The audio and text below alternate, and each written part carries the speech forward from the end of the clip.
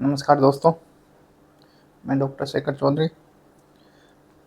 जो हमारा दिनचर्या का अध्याय चल रहा था, जिसके अंदर हमने अभ्यंग किन को करना चाहिए, कहाँ नहीं करना चाहिए, तेल की मालिश के क्या फ़ायदे हैं, वो हमने पिछले लेक्चर के अंदर देखा था।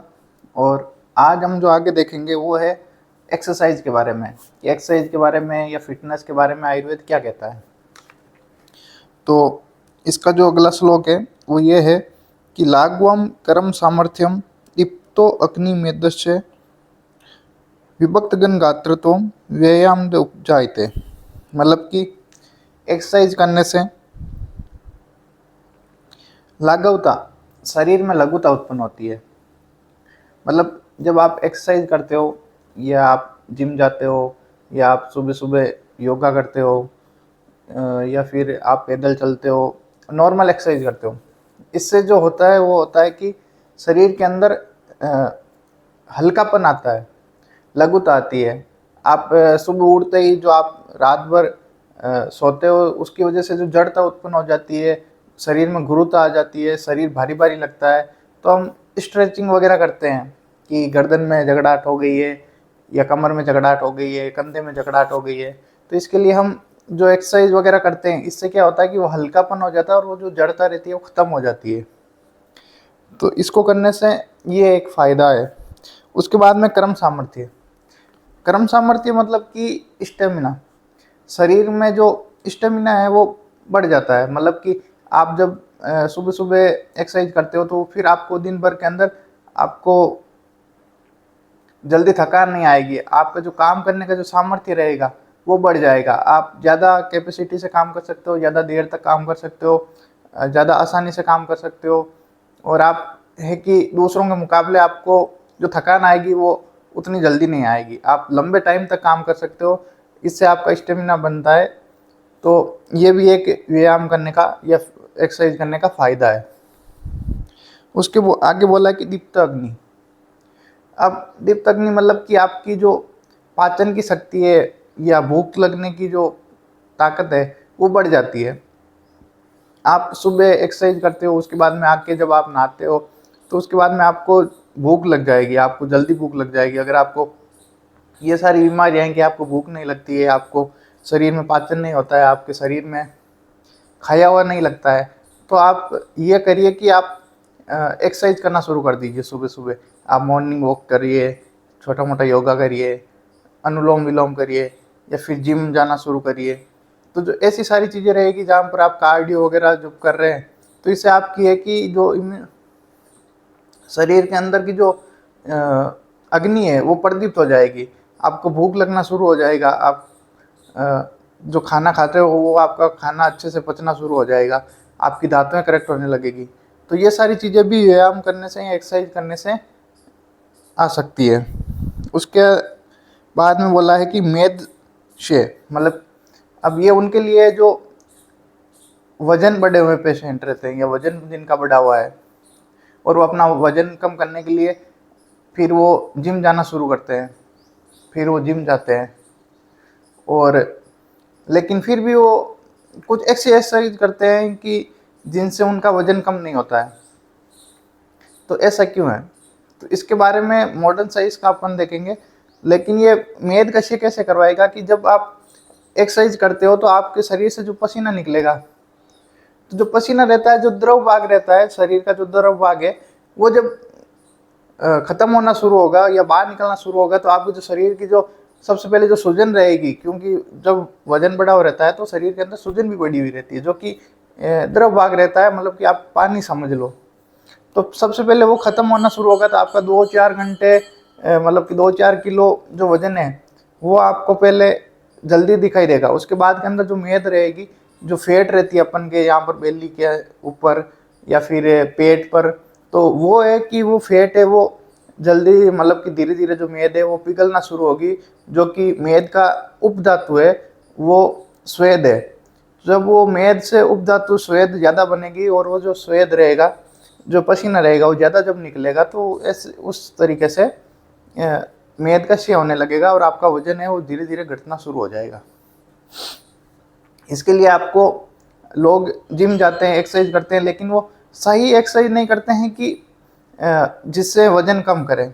अभी मैं आपको आगे बताऊंगा कि कैसे एक्सरसाइज आपको चूज करनी है कि आपको करना क्या है। उसके बाद के अंदर इसने बोला है विभक्त घन गात्रत्व, मतलब कि जो आपकी मांसपेशियां रहेगी, जो आपके मतलब कि दूसरे जो अंग है वो स्पष्ट दिखाई देना शुरू हो जाएंगे। मतलब कि जो मांसपेशियां वगैरह रहती है वो दिखाई देने शुरू हो जाते हैं, जैसे जो एप्स रहते हैं वो दिखाई देने लगते हैं, biceps, triceps, calf muscle, thigh की मसल, ये सब आपको स्पष्ट बार दिखना शुरू हो जाती है। ये भी एक व्यायाम करने से आता है। अब इन दोनों में अंतर है। ये दोनों जो एक्सरसाइज है कि अगर आपको वजन कम करना है उसके लिए आपको एक्सरसाइज करनी है, या फिर आपको मसल बनानी है, आपको बॉडी बनानी है, उसके लिए आपको एक्सरसाइज करनी है। तो ये दो तरीके की एक्सरसाइज मॉडर्न साइंस भी बोलता है। जो अपन जिम के अंदर जाते हैं या जो जिम शुरू करते हैं तो उसमें यह होता है कि एक एरोबिक एक्सरसाइज रहती है और एक एन एरोबिक एक्सरसाइज रहती है। मतलब कि एक जिसके अंदर आप एक्सरसाइज करने के साथ साथ में आपको सांस भी अंदर जाती है और बाहर निकलती है, और आप धीरे धीरे वो एक्सरसाइज करते हो। और कुछ होती है जो सेट के रूप में होती है कि 10-10 के सेट, 20-20 के सेट 3 बार, वो होती है आपको मांसपेशी या फिर आपको बॉडी बनानी है, आपको मसल बनानी है, उसके लिए एनाएरोबिक एक्सरसाइज रहती है जिसके अंदर कि आपको फास्ट फास्ट सारी एक्सरसाइज करनी है और उसके अंदर आपको टाइम नहीं मिलता है सांस लेने का। तो इसलिए अगर आप जब एरोबिक एक्सरसाइज करते हो, मतलब कि उसके अंदर जैसे आ गया, आप पैदल चलते हो, आप जॉगिंग करते हो, आप साइकिलिंग करते हो, आप कार्डियो करते हो, आप स्विमिंग करते हो, तो ये जो सारी चीज़ें रहेगी ये चीज़ें एरोबिक के अंदर आती है। और जब एरोबिक वाली एक्सरसाइज आप करोगे जिसमें आप तैराकी, कार्डियो या फिर जॉगिंग, तो इससे आपका जो वजन रहेगा वो कम होगा। नहीं कि आप जिम के डंबल उठा रहे हो, आप ट्राइसेप्स बना रहे हो, आप बेक बना रहे हो, इससे आपका वजन बहुत ही कम, मतलब कि नए के बराबर कम होगा। इससे सिर्फ मसल के ऊपर काम होगा, आपका जो फैट है वो लॉस नहीं होगा। क्योंकि इसमें जब रिएक्शनें आती है तो ऐसे देखते हैं कि जो ग्लूकोज जब या फिर जो फैट रहता है, जो कार्बोहाइड्रेट रहता है, वो पिघलना जब शुरू होगा जब ऑक्सीजन का उसके साथ में कुछ संयोग होगा, ऐसा मॉडर्न साइंस बताता है। तो आपको इन्हीं सारी चीज़ें कि आपको क्या करना है, आपको अगर मसल बनानी है तो फिर आप बैक की एक्सरसाइज करिए, आप लेग्स की एक्सरसाइज करिए, आप डंबल के सेट करिए, जो रहती है वो सारी जो चीज़ें एन एरोबिक वाली एक्सरसाइज आप करते हो तो आपकी मसल बनती है। और जब आप एरोबिक वाली, मतलब कि जिसमें हवा का आवागमन आपके अंदर होता है, धीरे धीरे वाली जो एक्सरसाइज करते हो, उससे आपका फैट का है या फिर आपका वजन है वो कम होता है। तो आपको ऐसे चूज करना है कि आपको किस एम से आपको एक्सरसाइज करनी है। या फिर आपको स्वस्थ रहना है तो आप आराम से जॉगिंग करिए, सुबह मॉर्निंग वॉक करिए 4 से 5 किलोमीटर तक। उसके बाद के अंदर आप हल्का फुल्का योगा करिए। इससे आपका जो स्वास्थ्य रहेगा वो मेंटेन रहेगा, आपका स्टेमिना है वो बन जाएगा, और जो हार्ट वगैरह है वो भी सुडौल, मतलब कि मजबूत रहेगा। तो और आपका वजन है वो कम, मतलब कि ज़्यादा नहीं बढ़ेगा। आपकी जो भूख रहेगी, आपकी पाचन शक्ति रहेगी वो अच्छी रहेगी, जो आप खाना खाओगे वो अच्छे से पचेगा, और इस प्रकार आप एक मेंटेन अपना वजन रख सकते हो। उसके बाद के अंदर ये रहता है कि किसको व्यायाम नहीं करना चाहिए। अब इसके अंदर किसको व्यायाम नहीं करना चाहिए, इसके लिए ऐसा बोला है कि वात पित्त आमेय बालो वृद्धो अजीर्णी चेतम तेजेत। मतलब कि अब किसको एक्सरसाइज है वो नहीं करनी है, इसके लिए ये बोला गया है कि वात वात से जो जनित रोग वाले रहते हैं यहाँ पर, मतलब कि आपको जब आपका शरीर में वात दोष बढ़ा हुआ है और उसकी वजह से कोई भी आपको दोष दिखाई दे रहा है, मतलब ये समझ लो कि आपको जो बोन है आपकी, वो बोन वॉस्टिंग की कंडीशन है, मतलब कि वो बोन है डिजनरेट हो रही है, आपके जॉइंट है वो पेन हो रहे हैं, आपकी कमर है वो स्लिप डिस्क जैसी आपको वो शिकायत है, लंबर और सर्वाइकल में कोई प्रॉब्लम आपको आ रही है, रीढ़ की हड्डी में आपको कोई दिक्कत आ रही है, आपका लॉक जो वाली कंडीशन हो रही है, कि आपको दूसरे कोई भी आपको जो दिक्कत, जो वात से जनित दिक्कत आपको हो रही है उसकी और उस टाइम पर अगर आप एक्सरसाइज करते हो, हैवी एक्सरसाइज करते हो, जिम करते हो, आप ज़्यादा वेट उठाते हो, तो उसकी वजह से वो जो वात दोष से जनित जो भी बीमारी रहेगी वो आपकी बढ़ सकती है, उसको वो बूस्ट हो सकती है। तो आपको ऐसी कंडीशन के अंदर प्रॉपर आराम लेना है, आपको ट्रीटमेंट लेनी है और वहाँ पर आपको हेवी एक्सरसाइज नहीं करनी है। दूसरा हो गया पित्तज रोगों से जनित। जब आप एक्सरसाइज करते हो, आपका पसीना निकलता है, आपकी अग्नि है वो वर्धित होती है, आपका पित्त है वो बढ़ता है, तो उसकी वजह से जो पित्तज दोष रहेंगे, जैसे कि आप अगर नाक से आपको खून आ रहा है, आपको पाइल्स की दिक्कत हो रही है, आपको कोई भी शीत पी जैसी कंडीशन आपको आ रही है, आपको चक्कर आ रहे हैं, मतलब कि आंखों के सामने अंधेरा आ रहा है, या ऐसी कोई कंडीशन आपको हो रही है और वहाँ पर आप अगर और हेवी एक्सरसाइज करते हो तो वो जो कंडीशन है वो आपकी बढ़ जाएगी आपको। इसी वजह से हार्ट अटैक जैसी कंडीशन होती है, क्योंकि हार्ट पंप ज़्यादा करता है। और तो इन सारी चीज़ों के अंदर आपको एक्सरसाइज है वो टालना है। अगर आपको लग रहा है कि आपको एसिडिटी जैसा कुछ हो रहा है, आपको पाल्पिटेशन हो रहे हैं, तो उस दिन आपको अवॉइड करना है एक्सरसाइज करना। उसके बाद के अंदर आता है बाल, मतलब बालक। अब अपन बहुत सारी जगहों पर अपन देखते हैं, रील के अंदर अपन देखते हैं, सोशल मीडिया पे देखते हैं कि जो फादर या मदर कोई रहता है वो जिम जाते हैं, तो अपने जो छोटा बच्चा रहेगा 5 साल का, 7 साल का, 10 साल का बच्चा, उसको भी साथ में जिम लेके जाते हैं और उसको जिम करता है, एक्सरसाइज करता है। वो उनकी अपन रील वगैरह सोशल मीडिया पे आप देखते ही हो। लेकिन आयुर्वेद ये कहता है कि जो बालक रहता है उसकी उम्र 1 से 16 साल की होती है, तो उनको ऐसी एक्सरसाइज जिम नहीं करवाना चाहिए। क्यों नहीं करवाना चाहिए? क्योंकि 16 साल तक बच्चे जो रहता है वो डेवलपमेंट की कंडीशन में रहता है, वो उसकी डेवलपमेंट रहती है या ग्रोथ रहती है वो हो रही होती है, उसकी बोन रहती है वो उतनी मजबूत नहीं होती क्योंकि बोन बन रही होती है। उसकी हाइट बढ़ती है, हाइट इसी वजह से बढ़ती है कि जब बोन बनती है तो उनकी जो बोन रहती है वो उतनी मजबूत नहीं रहती जितनी एक यंग में या फिर 30 साल के आदमी में, 25 साल के आदमी में होती है। तो इसीलिए उनको कोई भी ऐसी हैवी एक्सरसाइज जिम वगैरह नहीं, क्योंकि उससे उनकी बोन में डिफॉर्मेटी आ सकती है, उनकी ग्रोथ में कुछ तो डिफॉर्मेटी आ सकती है जो उनको बाद के अंदर जाके रियलाइज होगा। अगर वो अपन सुनते हैं कि कंडीशन में कि स्लिप डिस्क वाली कंडीशन रहती है, जो 30 साल के अंदर आपको लंबर का पेन या सर्वाइकल का पेन दिखाई देता है, जिसकी चोट आपको बचपन में लगी रहती है, 8 साल, 10 साल की उम्र में, 5 साल की उम्र में, 15 साल की उम्र में, कि मैं उस टाइम पर गिरा था। तो उस टाइम पर जो डिफॉर्मिटी हो जाती है वो आपको लंबे समय के बाद में जाके आपको दिखाई देती है, उसके दूरगामी परिणाम आपको देखने को मिलते हैं। इसलिए अपने बच्चों को जब तक वो अच्छे से डेवलप नहीं हो जाए उनको ऐसी हैवी एक्सरसाइज नहीं करवानी है, आपको उनको डंबल वगैरह नहीं उठाना है, आप उनको दूसरी चीज़ें हैं वो नहीं करवानी है, उनको एक्सरसाइज नहीं करवाना, उनको सिर्फ वॉकिंग करवाइए, उनको खेलने दीजिए। तो ये सारी कंडीशन वो खेलने कूदने से ही वो उनकी एक्सरसाइज हो जाएगी, उनकी पचन की शक्ति रहे बढ़ जाएगी या बनी रहेगी। तो आपको ध्यान रखना है कि आपको कब उनको एक्सरसाइज या जिम के लिए लेके जाना है। उसके अंदर आता है वृद्ध।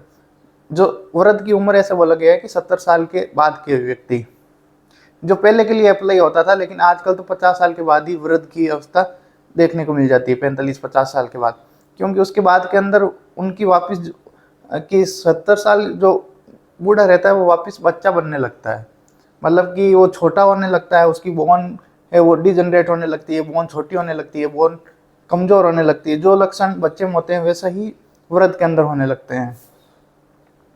तो इन दोनों की कंडीशन में सेम कंडीशन बैठती है, जिसकी वजह से उनको एक्सरसाइज या कोई ज़्यादा भारी भरकम काम ये सब नहीं करना चाहिए, क्योंकि उससे उनको जो परिणाम उनके जो आएगा वो शरीर के ऊपर आएगा, उनकी बोन के ऊपर आएगा। तो उनको व्यायाम वगैरह नहीं करवाना है, एक्सरसाइज नहीं करवाना है, बस हल्की फुल्का की पैदल चल लो या फिर छोटा मोटा अनुलोम विलोम कर लो, ये सारी चीज़ें करवानी है। आपको कोई बड़ा योगा नहीं करवाना उनसे, आपको कोई एक्सरसाइज नहीं करवानी है।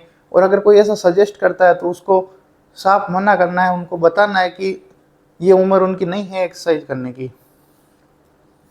उसके बाद के अंदर अजीर्ण। अब अजीर्ण की कंडीशन ऐसी आती है कि आपको अजीर्ण के अंदर भी एक्सरसाइज नहीं करना है। आपको अगर अजीर्ण कैसे रहेगा, अगर आपको, अपन ने पहले भी देखा था कि रात का खाना अगर सुबह उठने तक नहीं पचा है तो उनको वापस सोना ही है, ये उनकी ट्रीटमेंट है, नहीं कि उनको उठ जाना है, उनको अभ्यंग नहीं करना है, क्योंकि अभ्यंग के बाद ये आता है व्यायाम नहीं करना है। तो ऐसी सारी कंडीशन जो बैठती है कि आपको अजीर्ण की कंडीशन है, आपको रात का भोजन पचा नहीं है, आप भोजन किया नहीं है, मतलब कि आपका पचन नहीं हुआ है और आप एक्सरसाइज करने जा रहे हो, तो वो जो आम की कंडीशन रही है वो बढ़ सकती है, वो आम आपके अभी भी शरीर के अंदर है। तो आपको अजीर्ण की कंडीशन में आपको ये सब टालना है। लेकिन आजकल लोग कैसा हो गया, आजकल लोग अजीर्ण की कंडीशन पैदा करके जा रहे हैं, पहले क्रिएटिन ले रहे हैं पानी के अंदर, फिर जा रहे हैं, फिर प्रोटीन ले रहे हैं, प्रोटीन लेके जिम जा रहे हैं।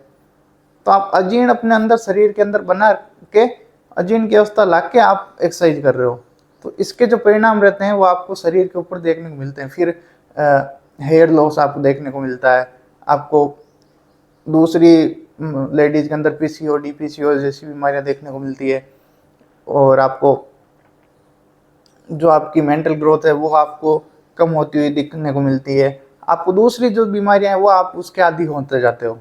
जब आप अजीर्ण की कंडीशन में एक्सरसाइज करते हो, आप प्रोटीन लेके एक्सरसाइज करते हो, आप क्रिएटिन लेके एक्सरसाइज करते हो, आप शरीर के अंदर आम डाल रहे हो, आप शरीर के अंदर अजीर्ण की अवस्था उत्पन्न कर रहे हो, और उसके बाद में आप जिम जा रहे हो। तो ये आपको सोचना चाहिए कि आपको जिम कैसे करना है, जिम की कंडीशन क्या रहती है, आप एक्सरसाइज करने की कंडीशन क्या रहती है। व्यायाम दिनचर्या के अंदर सुबह के अंदर करने के लिए बोला गया है। आप उठने के बाद में आप फ्रेश हुए, फ्रेश होने के बाद में आपने टूथब्रश किया है, आप गंडूस कवल किया है, आपने अभ्यंग किया है, अभ्यंग करने के बाद में व्यायाम कर रहे हो, तो यहाँ पर कि अभ्यंग आप शरीर पर तेल की मालिश करके जब आप व्यायाम कर रहे हो, तो मतलब कि व्यायाम से जो वात जो पित्तजनित रोग होते हैं वो आप अभ्यंग करने से वो कम उत्पन्न हो गए, वो जो दोष जो बढ़ रहे हैं वो दोष बढ़ेंगे नहीं, इसलिए आपको तेल की मालिश करके आपको जिम जाना है। लेकिन आजकल भागदौड़ी के अंदर ये सब कोई कर नहीं रहा है। दूसरी कंडीशन आ जाती है कि आजकल लोग ट्रेंड बन गया कि शाम को 6 बजे 5 बजे 8 बजे 10 बजे लोग जिम जा रहे हैं, और कोई कोई तो महानुभाव ऐसे भी देखने को मिलते हैं जो दोनों टाइम जिम जा रहे हैं कि बॉडी बनाने के लिए। लेकिन आप शरीर को फिट रखने की बजाय आप शरीर को नुकसान दे रहे हो।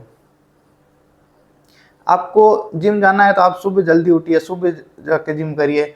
आप सुबह का समय ऐसा निकालिए, सुबह आप 10 बजे उठ रहे हो, 10 बजे उठने के बाद में आप शाम को जिम जा रहे हो, मतलब कि आप दोनों तरफ से अपने शरीर को मार रहे हो।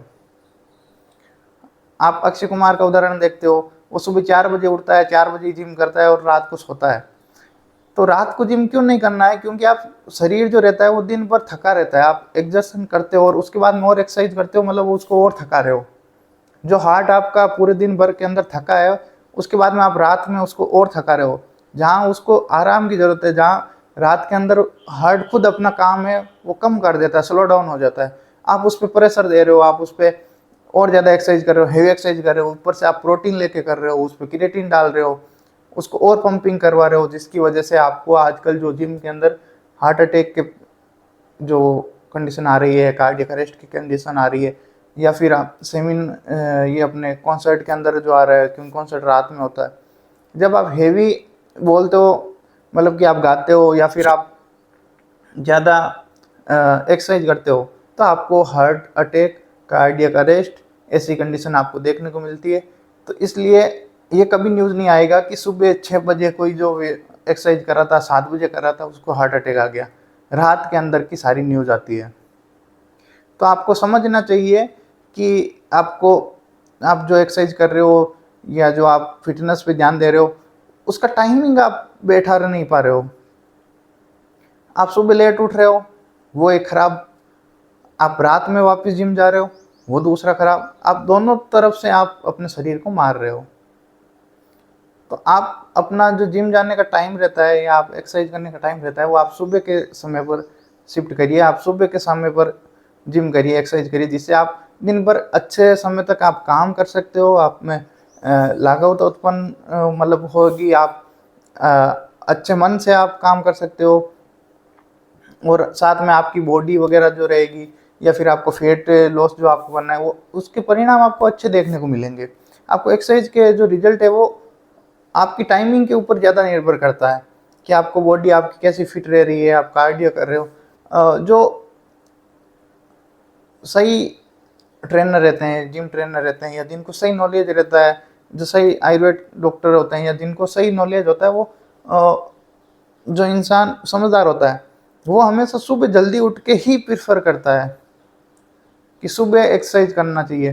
तो मॉर्निंग वॉक क्यों बोला, इवनिंग वॉक नहीं होती, मॉर्निंग वॉक होती है। तो आपको ये समझना चाहिए कि कौन सा समय परफेक्ट है, इसके लिए आयुर्वेद क्या कह रहा है, और उस आयुर्वेद के हिसाब से आपको चलना चाहिए। आप प्रकृति के जब खिलाफ जाते हो तो प्रकृति फिर आपको खींचकर तमाचा मारती है, आपको बीमारी के रूप में। तो इसी हिसाब से हम यहाँ रुकेंगे। उसके बाद के अंदर अगले लेक्चर में हम देखेंगे कि कितना व्यायाम करना है, और व्यायाम करने के बाद में आपको क्या करना है जिससे और अच्छा रिजल्ट आपको देखने को मिले। इसके साथ में जुड़े रहिए हमेशा, और अपना ध्यान रखिए, स्वास्थ्य का ध्यान रखिए, और आयुर्वेद को अपने साथ रखिए। धन्यवाद।